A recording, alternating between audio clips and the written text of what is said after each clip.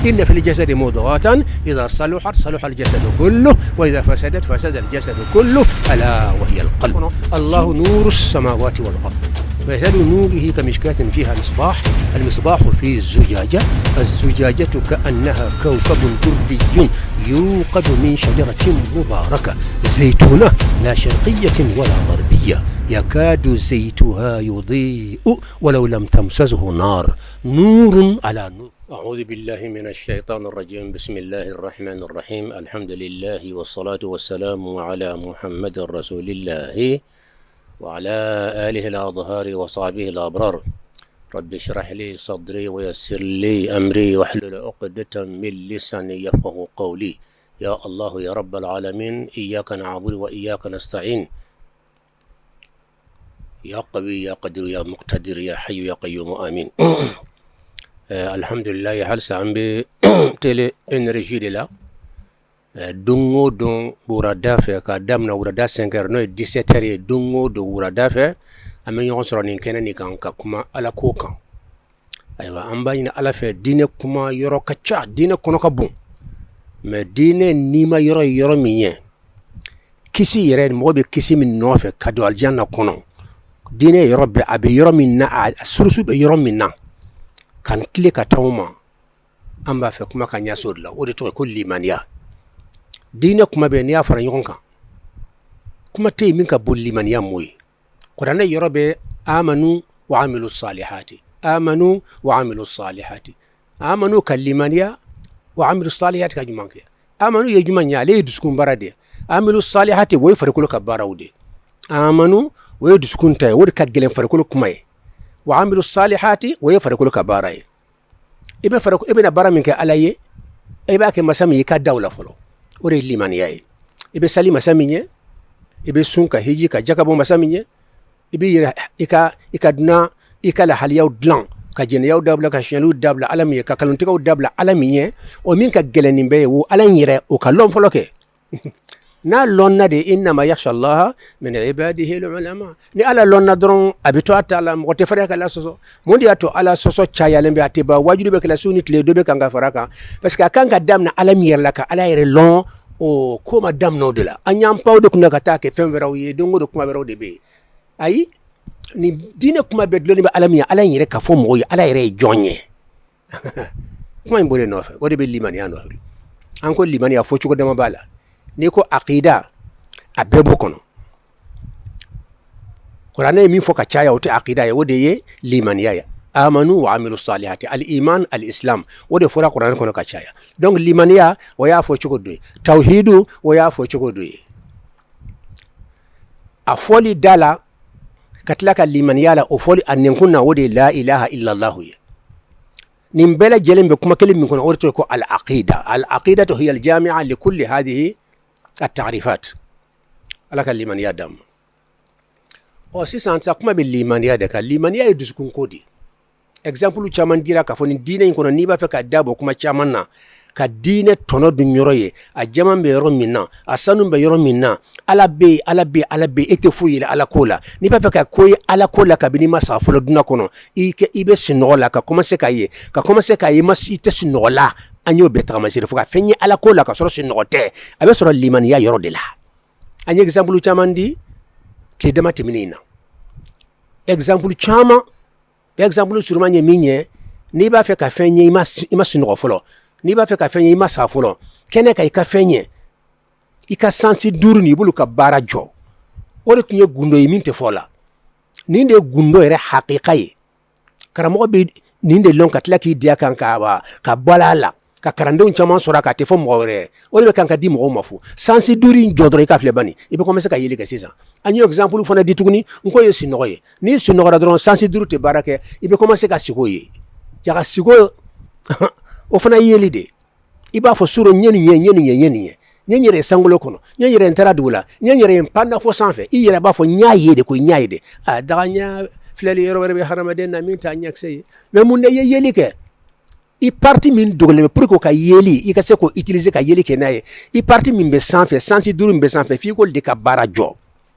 ninde kuma wali wi chesi ko de famuya ki yere bla khalwa wala khalwa mana fosa doba mirle kwa fon aywa alaka limaniya damma dine fam ya chugo chara ko jugo fembe bela lagosili be fembe la khalwa ye dine sursu dodi alakira muhammadu jibril jigina ka to khalwa de kono nabillahi musa ala bina kuma fa akaka ta akabu dukono ka ta khalwa de la ka ta wula kono ka ta kurudla tuma minna ko be timini ala cha chama ka tringa kede ite mo ka tuma minna wala dugutla fe mo be suno wala wati minna iwulila ne ya se dan sa de ni de sira suru manje de haklima foy ma to ta korobo ta pratique ala kambela jilen kanda bo kuma be limaniya de nofe limaniya nyoko soso yoro do ba yoro do la mo ka dala ka do alala bon okro kada alala na fara ko ala be katla ka fakato ko Allahu batu masa be ala be atoy Allahu est-ce que mako be détail wera lawa lone ko non ko ma se détail wera fo mako al ilmu daruri kamna fo ko ala dron batu masa dron be balo mi mondu be day bo de ma hal ni ma faye mi me mondu da mo de ma non ay ko ma ilmu daruri moyre bo lo ay rete ala kalimani adama abi ko min ko muhammadu bibina be bala way muhammadu mutum mamka islamu ka annabi ba hal ni ma détail wera di mintu mamka afa to ni aba to ni abeta non hal ni ma détail udi fendo be lon ka sori ma détail fuy diala abi fo ma al ilmu daruri mi ba fodon abilo yere mate nature la ka sori hala trimi yere bla miri chamana yoro de kila balo ba ala ko fana be tende donc ala kira muhammad sallallahu alayhi wa alihi wa sallam ani chidon unana ala ko fo mo ye kabunu ba fo ala mo ya famu yere ka fo ala e mi dan fen be da ubodema donc o ilmu daruri bo o yere kelempe kada ka fo ala be loni kila chama ko be wasake ko limaniyadi ikalondro ka fo ala be ko be jate be fara muminu ka kiye mumini di mumini chugodi limaniya lasili obi du sukunna hal nasra détail o mana du sukunna a détail imokran mais alasili ken ka fo ala ken be idarola ko fana limaniyadi limaniya bede niya surmani bede niya sursu de niya a détail sa obe donc al ilmu daruri فيما يتعلق بالإيمان هو أن تؤمن بوجود الله الله هو الإله خالق الأكوان رب الأكوان مالك الأكوان دون فين بيتري مي فين بيدا بيبالو نافر على درون أوديتو دو إيبو لو يريتك سور ديتاي مديما بو اسكو بي واساكيوا لو نكلا دوغو كوتي واساكي فيكا نان ديتاي دي كافو على ميلي مسادو ميلي مسادو أبي كمان aman kutu beta abeta fika ni bede kran ka be soka fakira muminiye ko yi wajibi de loni kala nyon so do ko non ala kra mo fo mo shiye o makala kra tlena ala kra imamu nchi na fo muad na nyon naw ko ka ta dine se jamana wero kan ni mafuye detay mi sey madi donc nyon so kera do ko ikalo do ka fo ala bi abana ye mumini de kasramati yire blay chugo ala be chugo di aywa abmeli chugo aka meli chugo abe kuma chugo minna abeta non na fura ala be dro ere bala ala ken be kuma ala ken be lonike ala ken be melike ala de mondu bedda ala ya man kutu bedda falim bala ero bollo yire ya forma ala ya esko bo wasake e kala ko fo ala be dron idu sukunna eska abse ka fima mumini wa naam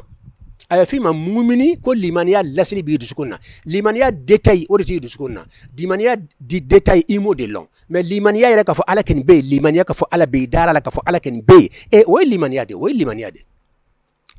ni yakuma bay wa sansa limaniya yere nafa mundi atu akabo dine kuma be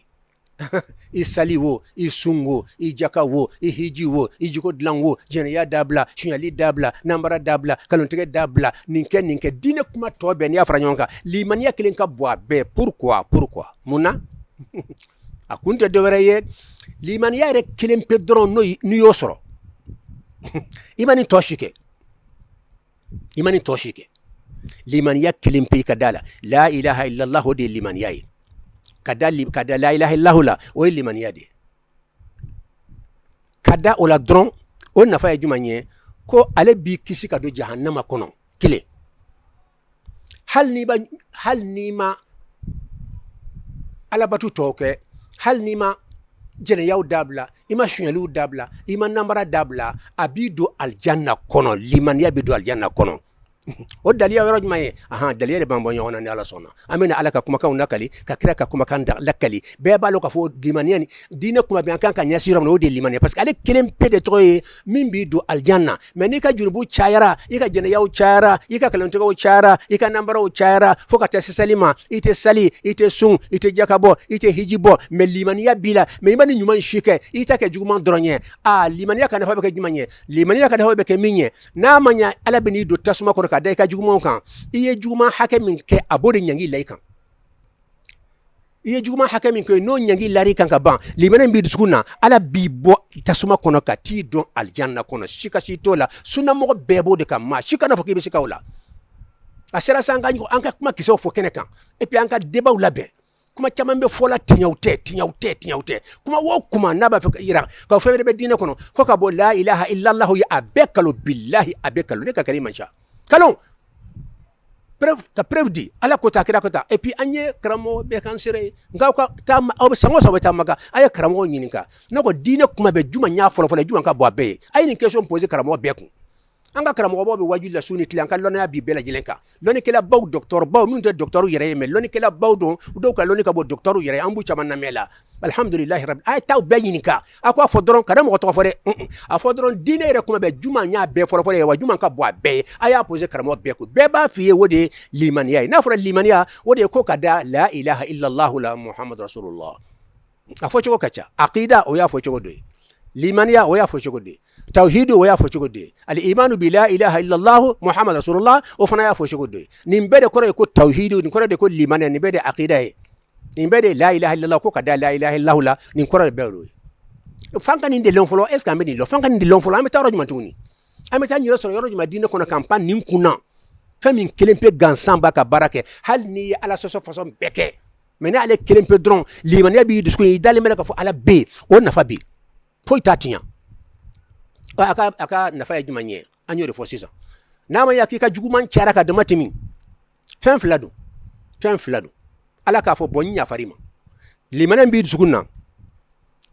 o limaniya in ka bɔ ni ala bolo ka se degré min na o kama i ka jurubu tɔ bɛ ɲa yafa t'a aljanna kɔnɔ o bɛ yen o kuranɛ aya bɛ yen maa se k'o wuli abada o tɛ dugukolo kan ala ko kuranɛ kɔnɔ inna allaha la yaghfiru an yushraka bihi k'a to de yafa wa yaghfiru ma duna dhalika i bɛ jurubu tɔ minnu fɔla nin ye tan nɔ ala sɔsɔ tɔ ninnu bɛɛ k'a b'a yafa liman yasha ko n'a diyara ye k'a b'a yafa a k'a b'a yafa jɔn bɛ se ko k'a t'a yafa a yɛrɛ de ko k'a b'a yafa n'a diyara ye n'a ma diya ye a t'a yafa n'a y'a fɔ ten i b'a to ten de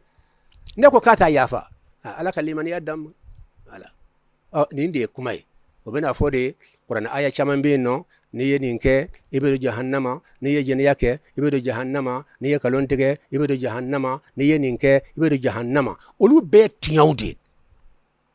mais min ka girin nin bɛɛ kuranɛ aya kelen min ka girin nin bɛɛ ye o de aya kelen min bɛ nin bɛɛ zize ɲɔgɔn fɛ aya kelen bɛɛ de bɛ yen i b'a k'i ti boli junubu bɛɛ kan i jɛnɛya o salibaliya o sunbaliya o hijibaliya i ma taa hiji i ma sun i ma sali i bɛ jɛnɛya la i bɛ suɲɛliw la i bɛ nanbaraw la i bɛ ala sɔsɔw la an ka nin fɔ k'a jɛya min ka gɛlɛn nin bɛɛ suruku ka nin sɔrɔ dɔrɔn jurubu bɛɛ farala ɲɔgɔn kan a y'a bɛɛ kaba iru bɛɛ fara ɲɔgɔn kan min ka gɛlɛn a bɛɛ ye o de ye shiriku ye shiriku de ye limaniya contre ye ka limaniya wuli ka la ilaha illallah wuli ka aqida wuli ka tawhid wuli e dalen t'a la k'a fɔ ala bɛ yen o ka jugu ko bɛɛ ani mɔgɔ min dalen b'a la ala bɛ yen mais jurumu façon bɛɛ y'a sɔrɔ o tɛ kelen ye donc kuranɛ mun fɔ sisan ko inna allaha allahu la yaghfiru an yushraka bihi k'a a ye fɛn fila de fɔ n t'a yafa n b'a yafa i tulo ma jɔ kosɛbɛ a k'a bɛ juma yafa a k'a tɛ juma yafa a ye aya in filɛ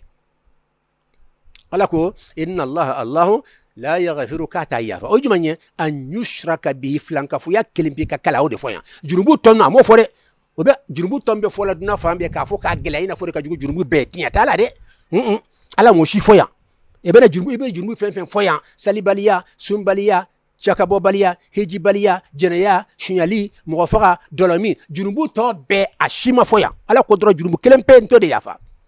nin ye kumaba ye dɛ inna allaha ala la yaghfiru k'a t'a yafa a ye mun de fɔ ye an yushraka bihi filankafoya ka k'a la a y'o dɔrɔn de fɔ filankafoya dɔrɔn jurumu tɔ si a m'a fɔ yan a y'a fɔ yɔrɔ wɛrɛ de mais a m'a fɔ yan kɛnɛ n'a y'a fɔ yɔrɔ wɛrɛ an b'o jaabi di o de ye jumɛn ye ni aya in de bɛ bolo ayaw kan aya wɛrɛ minnu ko n'i ye nin kɛ i bɛ ɲangi n'i ye nin kɛ i bɛ don jahannama i tɛ bɔ abada nin bɛɛ kɔrɔ dɔ ni ala ma yafi ma mais n'a yafara nin si tɛ sɔrɔ a si tɛ sɔrɔ ala y'a fɔ k'a b'i sɔrɔ dɛ mais n'a yafara a si tɛ sɔrɔ ale de y'a bɛɛ fɔ n bɛ nin layi kan mais n'a diyara n ye n bɛ yafi ma yafa inde gagiri yafa inde be jurubu blebele be guli kabuyi ki do aljanna kono kada mun kan limaniya be i dusukunna odron ni kuma bay ni mbaya dina kuma be anka damna limaniya la anga ta la ilaha illallah fanfe tabra tebi ka bo la ilaha illallah ambo an kundo ko foka tansa amba fo suni klembala be dog toro ko so la ilaha illallah defense talibi amani hali doye ndeysane la harala be na jeya abuna woni no jugulo bi kana te long mais yananka sayra be ka ala be nyamage be wala ko fo jaga min tu manka kisi no fo ikarsa de la ilaha illallah de kisi yore ni ame ko kisi la ilaha illallah akilem pe han fo de fleka fo ya inna allah la yaghfiru kata yafa fe fla de be wa yaghfiru aba yafa ata yafa aba yafa fla de be atamin yafa juma nyawde be ma be intéressé sanno inna allah la yaghfiru kata yafa ata yafa atamunde yafa an yushraka bihi flanka fo yaka kala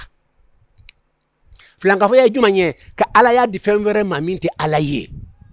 ka ala ka mankutu kere leun femi manka fo femvere mani ala kelempete kota ko di femvere ma ika denko ko di femvere ma nga dunatiga nyanama ya abe de bolo nga lahara abe de bolo na gannan ibete ga joinde fe ka ala toy flanka fo ya de ka femvere fra ala kan ala ka ala ya ka do di dan femvere ma ko fra ala kan ala ka se anaka mankutu ko di dan fen doma ko fra ala ka o de ishraku ye shirku de ka fra nyonka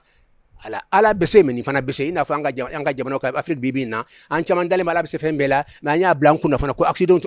fana ka puissance kabo tuma dola mo tala bena suma ala tamba wantalo wala shirku kani ka fendo suma alama ko ni ala taka sunu yogona wala ni ala tay kilenye ala kan kisoma de la ilaha illallah la ilaha illallah ni ala ben sirisan ka foni de dine kuma be kramo be aye mo be yininka aye kramo be kilen yininka nako karamo nya yere la dina kuma jara dina kuma be niya faranyon ka jumande folo ye o la ilaha illallah de ala kira nana ma femere fo mo yere ama fo mashima ay sali ay sun ay jakabo ay heji damna ay jeniya dabla ay sheli dabla ay kanutige dabla ay nambara dabla ay jugo la ala kira mo fo abada santa ay dina beyinika karamo be ni kalama ite karamo sisura kabini soso fona sura karamo ala kalimaniya damma na ye jama be ka sirabla ka silame be ka sirabla kabini ala kratli femi mafo kanu fanka bitleina kan katla ka dio kan tuguni la ilaha illallah kunfiun obtam fala ilaha illallah ayato be karamo be ka kuma kunfun ka bo karamo ni nyoncha ambe karamo ba chamalo maliko na ambulo Senegal ko di wat Senegal ambulo Côte d'Ivoire be ka kuma ay karamo be to be min lo kafo la ilaha illallah la ukafo jiko la ukafo ala batula ukafo muamalatula ukafo ay kramo betoy na ta fela na ba fa kasi la haralo parce que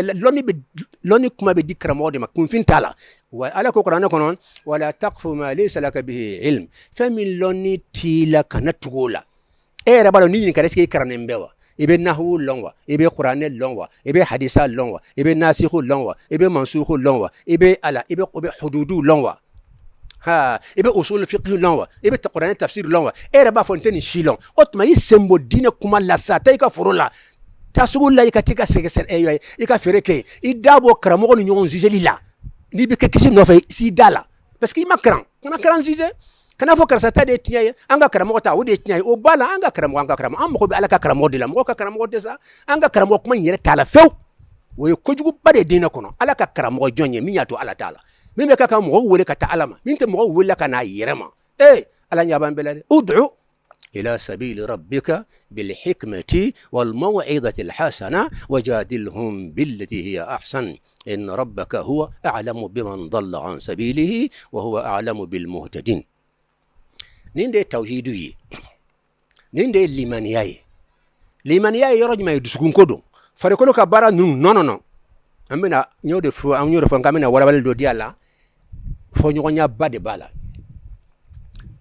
anka almami bado be ko Abu Hanifa aleni almami to fora nyon ko limaniya ire ko nyumanye islameya ani limaniya different mambuni nyonche limaniya sisan ko kada alala ka be ka duskun koye o doron de donwa Abu Hanifa ta ko way odedo na fara limaniya dron hal ni dictionnaire dale limaniya kalimatul iman o te fofare ko ka barama few ni da ko la ilaha illallah tike limani abada fo duskun ka fo la ilaha illallah fa ka se duskun la ni famin sira duskun kono dron o te ko limaniya na dana dama dron te limaniya ye o yo not kude ya fo ma kuma ka fi dala ni yoro de fam yali dine la wode wajibi ye de anta damna ya Abu Hanifa ta mi fo ni etan est ce que ni be benala ay Al-Imam Malik nun ni Shafi nun Abu Hanifa nun caman de y'a fɔ ɲɔgɔn ɲa a ye min fɔ k'a fɔ limaniya bɛɛ y'i ka da la dusukun na olu ma sɔn a ma olu ko limaniya tɛ fɛn kelen ye limaniya ye dusukun ani kɛwale de fɛn fila ale ko limaniya ye kelen pe dusukun ale olu ko non limaniya ye fɛn fila de dusukun ani kɛwale parce que kuranɛ aya y'u tugu ɲɔgɔn na de alladhina amanu wa amilu salihati alladhina amanu wa amilu salihati ala ko yɔrɔ amanu u limaniyara wa amilu salihati tuma yɔrɔ caman a b'o tugu a la u ye baara ɲuman kɛ donc baara ɲuman ye jumɛn ye saliw ni sunw ni hijiw ni jakaw ani ka i yɛrɛ jiko dilan ani ka jɛnɛyaw dabila ka suɲɛliw dabila ka nanbaraw dabila ka kalontigɛw dabila kabira jurumu belebele ka ca k'a bɛɛ dabila nin bɛɛ faralen ɲɔgɔn kan o de tɔgɔ ye ko baara ɲuman o de bɛ fara limaniya kan u fila faralen ɲɔgɔn kan a ye fɔ sa k'i kɛra mumini ye mais e bɛ da la dɔrɔn k'a fɔ ala bɛ yen mais i tɛ ala sago kɛ ala k'i ka min kɛ e t'o kɛ k'i tɛ mumini ye tɔw taar'o de fɛ mais Abu Hanifa ta fɛ hali ni ma ala sago kɛ i ye mumini de parce que ala sago min ka bon sago bɛɛ ye n'o ye ka da la i y'o kɛ o i da la k'a fɔ ala bɛ yen ka ban o de ka gɛlɛn ala ma o de tawhidu ye o de limaniya ye Abu Hanifa ta fɛ nin différence kan ka lɔn kosɛbɛ dɛ yali Abu Hanifa ta yin o de ye sawaba ye wa wala an ka karamɔgɔba ninnu ta o de ye sawaba ye bɛɛ k'i miiri ala de b'a lɔn dɛ lagosiliba in ka dabila ka fan bɛ min kan o de ye tiɲɛ tɔw ta ye kalon ye seyitana y'o don mɔgɔw kunda fan bɛɛ an ka karamɔgɔ o dɔrɔn de ye tiɲɛtigi ye an ka taasira o dɔrɔn de ye tiɲɛtigi ye min b'an bolo yan o dɔrɔn de ye tiɲɛ ye tɔw ta ye kalon ye nin ye filijuguba de ye nin bɛ fɔ fɛn min ma o ye ala ye min jigin de ala ta o de ye tiɲɛ ye mais anw ta ayi subhanallah ala kira ta o de ye tiɲɛ ye a tɔ bɛɛ o ye dɔ wɛrɛ de ye mais anw ta an ka karamɔgɔ an ka taasira an ka silamɛya i t'o fɔ fo an ka taasira aw ka taasira bɔra min ko karamɔgɔ dɔ de y'o dilan hadamaden dɔ de y'o dilan hadamaden ye min dilan yɛrɛ o bɛ kɛ ala ta ye ala ye min jigin ani hadamaden min dilan yɛrɛ o ye kelen ye an ka taasira ninnu ka ca an ye tɔnw dilan karamɔgɔw b'an na an ye tɔnw dilan an y'an ka sariyaw n'an ka condition k'ala an ka tɔn don kan an y'o bɛɛ k'ala an yɛrɛ ye ten subhanallah n'an taara ayiwa ikhwanul musliminaw fɛ olu ka taasira bɛ yen olu ka tɔn don kan bɛ yen n'an taara sufi fɛ tarikatigiw fɛ olu ka tɔn don kan bɛ yen tɔn caman bɛ diinɛ kɔnɔ a bɛ don kan b'a la ka ca o y'aw ka tɔn dilannen don kan de ye o tɛ ala ta ye min jigin de e ye min dilan o ye ta ye ala ye min jigin k'o di muhamadu ma k'a kana di o de ye ala ta ye fo nin de ka fɔ ka bɔ ɲɔgɔn na anw ta dilannen ani ala ta jiginnen fila in ɲagamira silamɛw ye karamɔgɔw an y'an cɛsiri fo ka mɔgɔw ɲagami a la o t'a bɔ ɲɔgɔn na an bɛna an yɛrɛ faga an ta in na ka sɔrɔ lahara la an bɛ taa sɔrɔ an bololankolon de don fa ala b'an filan est-ce que aw ye ɲɛsin ani ala ta la ala ko kuranɛ kɔnɔ inna diina inda allahi islam n'i y'a mɛn ko diinɛ ala bolo o ye silamɛya dɔrɔn de non anw ta in tɛ an ka sira ye nin ye de an ka taasira ye nin ye an ka taasira ye nin ye aw de o tɔgɔ ninnu yɛrɛ a tɛ kuranɛ kɔnɔ non min bɛ kuranɛ kɔnɔ o de ala ta ye millata abikum ibrahim huwa sammakumul muslimin millata abikum ibrahim aw fa ibrahim tun bɛ sira min kan ibrahim ibn khalilullah ale tun bɛ sira min kan n'o ye tawhid piri ye ala b'o dɔrɔn de filɛ o de ka bon diinɛ kuma bɛɛ ye huwa sammakumul muslimin ibrahim de y'aw tɔgɔ da ko silamɛw jumɛn ye o tɛ mɔgɔ ko ye dɛ silamɛya kɔrɔ de ko minnu sɔnna ala ye diinɛ tɔw dalen bɛ hadamaden na masihiya o dalen bɛ mɔgɔ de la yahudiya o dalen bɛ mɔgɔ de la wala ayiwa taa sira de la silamɛya kelen pe de muhamadu tɔgɔ t'a la danfɛn tɔgɔ da la islam ko ka sɔn ala ye ka ɲɛsin ala la direct ala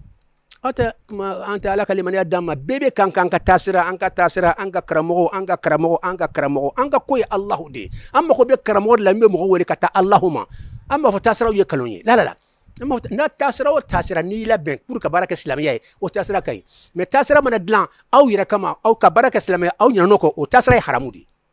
taasira bɛɛ kan ka baara kɛ silamɛya de ala y'a fɔ cogo di a kɛra y'a fɔ cogo min an bɛ taa o fɛ mais an yɛrɛ ka taasira bolofara ye nin de o de ye nin taasiraw ye fɛn caman haramuya bi ala ma haramuya ko de kɛlɛ bɛ yen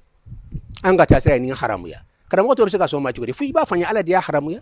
ala kale n'an sera wala ma don ma n'o wala mawludu ko kumaw n'a ɲɔgɔnnaw de bolomina ko kumaw ni bolojigini ko kuma ninnu ni masail khilafiyaw de ninnu tɛ diinɛ source ye silamɛya tɛ basé bolo gansan kan bolo mina ta bolo jigi ta o tɛ silamɛya ka source ye ni silamɛya tun de ye mɔgɔ hakilimaba caman o tɛ don silamɛya la silamɛya bɛ basé kɛr de kan inna allaha la yanzuru ila suwarikum farikolo position ni ala t'o filɛ n bon si bɛ taa n bolo bɛ taa n bɛ se ko kuma ninnu farikolo ninnu ko ala yɛrɛ t'o filɛ de jɔn y'a fɔ ala kira inna allaha la yanzuru ila suwarikum ko ala t'i farikolo position filɛ suratu de y'i farikolo kɛ cogo non sanfɛla in ko ala t'o filɛ wa inna allaha la yanzuru ila suwarikum wa amwalikum ko ala tɛ aw ka nafolo fana filɛ i farikolo kɛcogo n'an bɛ kan ka 10% jula n b'o de kuma la ko ala yɛrɛ t'o filɛ de ala tɛ fɛn min filɛ i bɛ kan k'o de filɛ haklima anti ala kare ka kuma infle ala te fem infle e be ki shi ke ka kele ko de no fe ka misuru fara ka islamu fara ni noro la dron yibi ka shi be ke kele de la ni tara de sukun fe be kele ban 600 de sukun keni ni commence ko senya dron far ko be betla inna fil jasadi mudghatan idha saluhat salaha al jasadu kullu wa idha fasadat fasada al jasadu kullu ala wa hiya al qalb de sukun kelen pe nyana far ko be nyana mana de sukun to kamata far ko de lankandro far ko la he subhanallah dungo do dure fara nyali kan ala tan fle mo nor la far ko la ala to fle ala kra ko ala te far ko ke chugo fle inna allah la yanzur ila suwarikum far ko ke chugo ha wala ila amwalikum kunna fulu chaya an bodor ne fle bi karsa kana fulu kacha etaji mugande babulo milliardaire de mo bodor ne fle ala kra ko ala to fle abada wala ila amwalikum wa inna ma la be fem fle yanzur ila qulubikum dusukun liman inde munde bi dusukun da ala kula dunya ko de ka boybulo wala ala ko de ka boybulo imuso inde kadiye katim ala kan wala ala de kadiye katimi na fulo kan wala na fulo kadiye munde bi duskunna min ka boyi duskunna we jumanya na fulo de ni yoro ka bokati ala ni yoro ka duskunna wala jumande iben de fle folo munde ben duskun ko ne ala ko be ala ko nyade donwa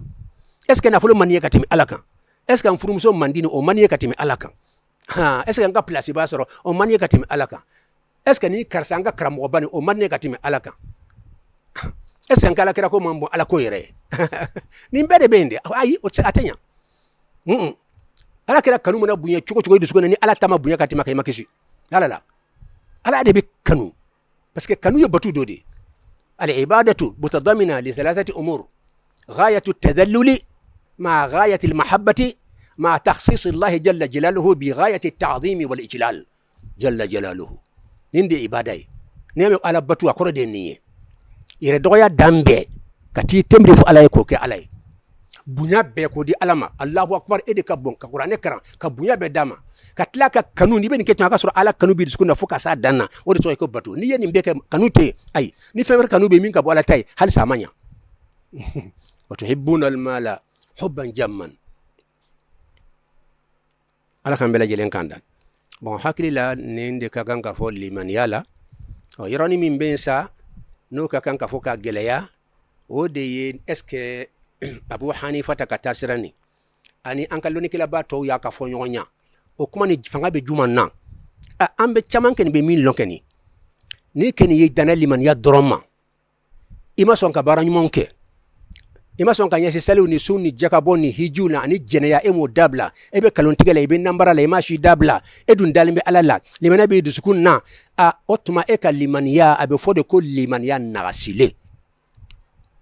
limaniya tila o te fore limaniya sursu be ma ndagasilindo nimbe limaniya dafa o de baranymonye ala ki ka fe mununke iko ka ko min to ikato ni o farakan limaniya dafara me dara alala me ma bara farakan ba amalu salihati e mo farakan ala ko minke e manya sola ako ika minto e manya sola e dalen bala dron ka fo ala ken yettinya de abe o fana fe mbayde me matla folo abe fi me limaniya an nagasilindo ma te fo limaniya tilare limaniya mumuni bide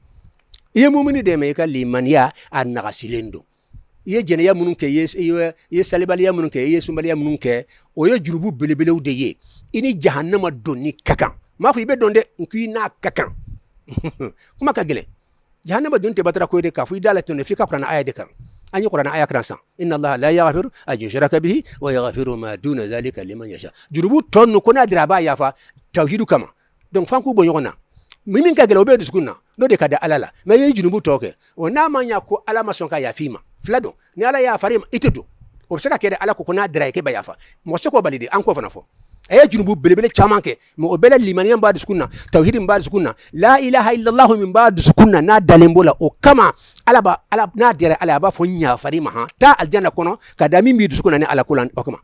o be o qur'an aya karna sama seko wuli fokata na wuli o meni ala ma ya fayma dum la ma ya fima jome ke ibiro tasma kono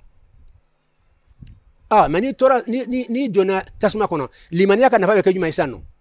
limaniya ni baranyman to te kelen yere baranyman to ni ma limaniya siti nafa la in ashrakta la yahbatanna amaluka isalila sunna jakabo hijira dormi dabla jeneya dabla mugafaqa dabla kojugu façon be dabla mais ma son ka limaniya ikara mushriku ye ika baranyman be abebe ke fuye ika sali fen fen ka be fuye ye kalontiga ni nambara min dabla yi jiko la alama ko ta shila ninde kuma ide abe fu ni ma da alala wadi ato nka da alala liman ya kilimpi akabo dine kuma be wa fanga ka bo abe ni kuma ikanka wala haqiqa do karamo betlo bankana anya karamo be kansire Quran ayaw de bambulo wa yaghfiru ma duna dhalika jurubu tonun abu nyina chuko ko na dira ba yafa atemi nyafa ni saraka o de shirku ye tonun ni saraka na dira be yafima kade ka liman yaka na ma yafima du ambo de yorla sam oni alama yafima liman na fa be ka juma nyesa no liman na fa be ka mi liman ya to so ka to tasuma kono jurubu to be to kono ni ma liman ya junubu taw ni yake ni duna tasuma kono ni malim junubu taw ni duna tasuma kono ibe toa kono kudai itebo abada na ya soro ima limaniya na soro shirku bi dusukunna ibe toa kono itebo abada meni limaniya be ye junubu fenfenke ni jiri na tasuma kono jini hakari be kila ye juguma minke o hakari be kila moni fi ni ye juguma kan ni duna kaso kono ika juguma mana bunya ika kaso be chaya ka bati be chaya ni ka juguma kera chinninye o ka kaso tename mo mi wal sheshunya no duna kaso la ani mam ye mo aywa milliard keme sunya bangila ulu fula ka kaso utekilenye ika do kaso kono ika me ika na me ika do tasuma kono ika me ika na me aduna me ye jurubu minke o bunya hake na doya hake o de be fle o de tlene nyai hada waden se ka tle katimi ala kan abada على القرآن يكون شهد الله أنه لا إله إلا هو والملائكة وأولو العلم قائما بالقسط لا إله إلا هو العزيز الحكيم على تلين دو هربدن سكا تلينك على بو النبو سكا تلينك على بو دانفن سكا تلينك على بو على تلين ببيك أتما شيطانيو نايدو تسمى كنا يجو ما حكا منك أتتموكا ناتمنوكا أتما دوب سكا فكا يتونيو على تتيو لك وما ربك بظلام للعبيد واتما على بي بودي hadisa tan ani duru de bambulo ka folli maniyat la ilaha illallah nabi de sukuna ika jurubu cara chugo ito to tasma kono iya ko jugu minke o nyangi mana laika aljan limanan bi de sukuna ala bi bo o kama ka ti do aljanna kono hadisa kelen fula saba akacha fo tan ani ko tan duru ni o jatala fo tan woro hadisu shafa'a be bo de kan ka fo ala kra shafi'u de ye o yode ni ma soma ko mo te dun ka bo o kora ko ala kra te shafi'u de ni kuma jugu bayde ni o fo ala kra ma ina ala kra be nyoy la haralo shafi'u kora nimbe ta ala deli munu me tasuma kono kabo e ko mo te dun kabo kora ala kra te shafi'u ye ya ala kra ka place bosala est ce que ni ala kra be nyoy la haralo no wata silaw na nyoy na wulli yofo tasara dobe non taraw ye ntale aywa Maroc nga fo safullah antale Maroc tere antale samina Algérie dugu dobe ko gardaya antara tamakuru ba do soreyenno loni kila bacha mambubulo do wajuli kanyina ambe dabadi banna o ka jamakuru ka tasra to ko aywa ko ibadiya olu de ko mote do tasuma kono kabo abada mote do tasuma kono kabo ko ra jumanye o ko ala kara te shafi'uye parce que afra ala kara mako shafi'ude sunna dombaga ko ra jumanye mi ni mo duna tasuma kono ale be ta ala wele ala mbi delle ikula bo o bi munu madoyra ala amba mbi deli ka do labo donc ni ko ala mo te boka bandron alhamdulillah o ko yi ala kara te shafi'i ala kara ka joro min ka bo ka joro chama no shafa'a yo bosala non ni te fo abada ni yedi fo ala kara maka fo mo te dun ka bo o ko ala kara saka mo shila botuguni parce que ko mo te dun ka bo ala kara saka mo ala deli ka ma shila botuguni donc il y a ka place bain bosala ay anibu bedani mi na hum al maqamul mahmud wa min al-layl fatahajjad bihi nafilatan laka asa an yab'athaka rabbuka maqaman mahmuda maqamul mahmud la haralon annabi isa ni musa ni ibrahim ni annabi tobe bebe nyabo ala kara fe ka da daraja bain min ka ya bosala ka saka mo ala deli ka mo bo ko mo te don ka bo ya ala kira jogi ya ala kira tanyon ya ala kira ka place boshala eni ala kira ka jogi la harlo chudi et puis hakilite soma mo ye juguma hakem ke ba nyango de la ma juguma min ke e ba blata suma kono mais kafru be occidentaux ala kalimani ya damo chama be ko ala ko tetnyaye ay huma al ilhad ko rajuma nye mamin ko ala te mamin ko ala be ay femera far ala ka o to ko mushriku mais mulhidu wode mamin ko ala yere de te dali masati ala te o de toy mulhid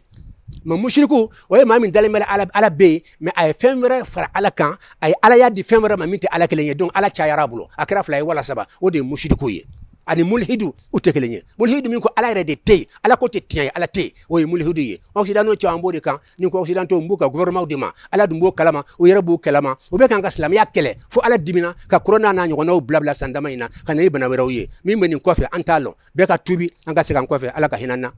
a yɛrɛ ka hinɛ kama ani muhamadu kama nin de ye abu hanifata ka kumakan